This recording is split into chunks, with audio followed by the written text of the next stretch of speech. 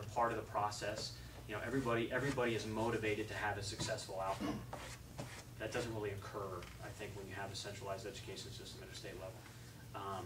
But you know, until we can crack the unions, and until everybody is not completely reliant on state funds for that education, you know, it's going to be a tough thing to crack. But I believe that education should be pushed down to the lowest level, and not just the curriculum and that, you know, that process. I mean, if we could actually, you know, figure out a way where the monies aren't going to be reliant on the state government, and it's going to be so that the communities were self-funding their own schools. Correct. But then again, you got to have, you know, you look at communities that you know, the average income is, they can't afford it, and you got some communities that can. So there's got to be, you know, some way to equalize it, but it's not impossible. It can be done. We put a man on the moon. You know, we can figure this out. Just saying the Pledge of Allegiance.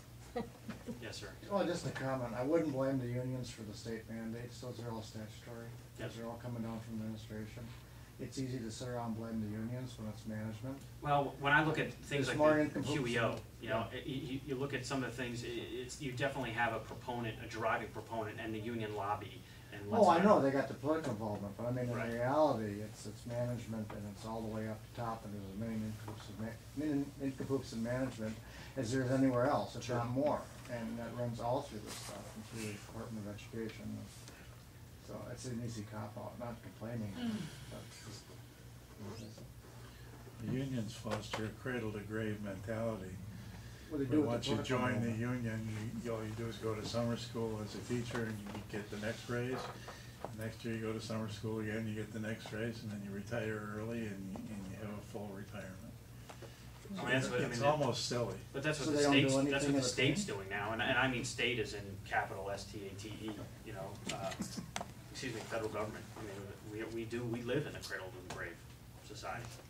But the other thing that happened, because I taught 40 years, was colleges and universities come out with new approaches, and then there are people that also dream up these approaches for reading or whatever. And if you, yeah, it's good to have new ideas or whatever, but like in my school system, we got into whole language where the children are just supposed to, you immerse them in the language and they learn to read. But then when they got up to middle school and high school, my friend was teaching English, she said, my students don't know how to read. Yeah. That's because, you know, we went with these facts, too. Yeah. And my brother teaches at the Command and General Staff College at Fort Leavenworth, he's a professor. And they had to work on assessing the students' writing because they didn't know how to write. And I said, that's because we went through these phases where they said, well, you didn't have to teach them the skill of how to write. And Sure. so you can see how those kids that went through that phase. Yeah. So And it please wasn't don't think, just I'm not standing here saying that Yeah. I But it's not just the teachers. No. Because the teachers also are given their guidelines of their curriculum. right, and they are given their guidelines of the curriculum, and correct me if I'm wrong, because now I hope we're in more of a discussion than because this is outside Yeah. my, Yeah, so it's. but I would look at it and say, they're given that by the curriculum of the teachers, and a lot of it has to do with how students are tested on what levels they're at, and the dollars that are basically allocated or assigned to that testing, whether it's success or failure, right? I mean, no child left behind, right? I mean, you look at what occurs. There's a lot of focus on the tests, how these students are assessed and whether they have accomplished X or Y, and then everybody's scared because there's dollars that are associated with whether that. Yeah, you're not going to hear me talk about what I think the teaching structure should be, because that's not I can't, right. I don't know, But I'm not a teacher, but. Part of the problem has been that too, you know, when people market it. They How about market their stuff, abolishing? and if they get their textbooks, like Texas, Mhm. supposedly now Texas sets the standard. But in the 70s, it was California. Things that came out of Santa Clara, California were supposed to be, you know, you need to buy into it. So it kind of goes in those phases too. That's interesting. I hadn't thought about that. I mean, How because about- I look at it, I've seen it in the military, I've seen it in business, how there's business organizational fads, you know, but I really didn't. Actually, I take that back. Dr. Benjamin Spock, you know, I mean, that's how I was raised on Benjamin, you know, that's what my parents, but that was a. So, you know, there's more to it than just that it's the teachers' unions. Sure. I mean, that's part of it too, but Yeah. Is it possible to abolish the education department? That's Spent a lot of talk about it. Would it be sweet? Is it possible? Sure, it's possible. You know, at least on the federal level, Department of Education is a constitutional, you know, but I think that, We have a Wisconsin Department of Education as well. yeah, the deconstruction of that, yes, I think it's possible, but it definitely would take, that's one of those instances where I would definitely amass people much more illuminated in the subject than I was. Oh, I understand.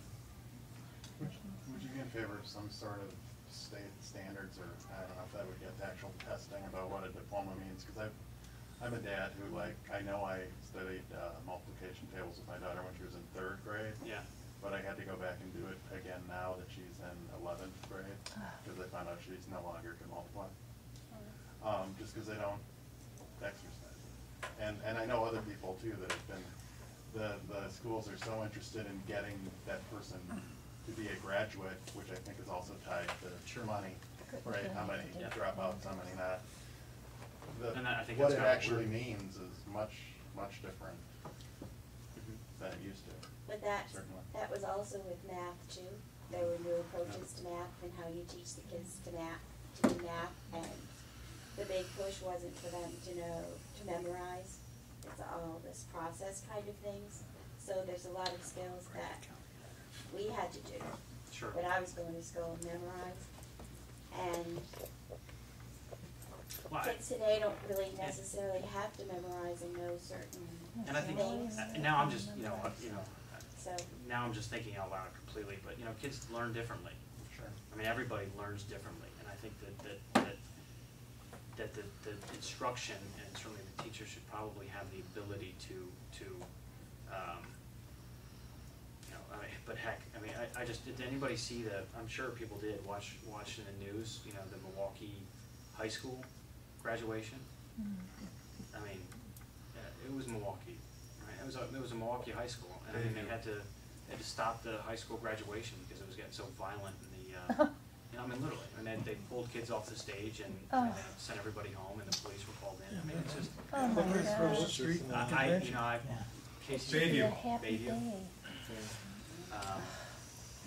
It's I had a I would wanna be a again, teacher. we're speaking in an area that I really I don't know that much about, certainly when it comes to curriculum types, but I think that good teachers know their students, and good teachers know how to motivate their students and how their students learn, and I think that they should probably have the leeway to and I hate using the word custom, but almost be able to, but they can't do it if it's one teacher in a class of 75, I mean, that just, it doesn't work that way. You asked the question about testing. I think testing is good. I mean, you need to be tested to measure, but there's, what's the influence, or what's driving that test, is a concern of mine. If it's a test that's driven for monetary, towards, I think it gets more towards the business climate. Yeah. I mean, it would be nice to come into a state and know that if someone has a high school Sure. diploma, they at least know these 10 things. Oh, I see. And those may not okay. even be that, Yeah, I see what you're saying. it's not Yeah. like they're super thing. But you're grading the weight of the diploma Yeah. for the most part. And it's sure, certainly. I mean, now, Bang together. now most businesses look at, even basic, bachelor's degrees right now. In some states, they just, they don't really mean anything. Ben, I'm gonna ask you one last question, and we've kept you for a good solid 2 hours, and I'm gonna let you go. This is fun. Good, okay, well, I mean, if you're happy, you can stay, but I don't want you to feel like, you're tied to the chair up there. Another thing that we have talked about a good deal in this group is at least, having some amendments to our state constitution. A lot of us have been involved in a push for the healthcare freedom amendment, for example, which got stalled in Senator Erpenbach's Health Committee. That's one that we feel very strongly about, and which we feel fairly confident will pass if we, are able to get the conservative-led legislature in November. But are there other, I'm assuming that you've got some familiarity with the state constitution at this point. Are there things that you see in our constitution that you feel are out of line with the federal constitution?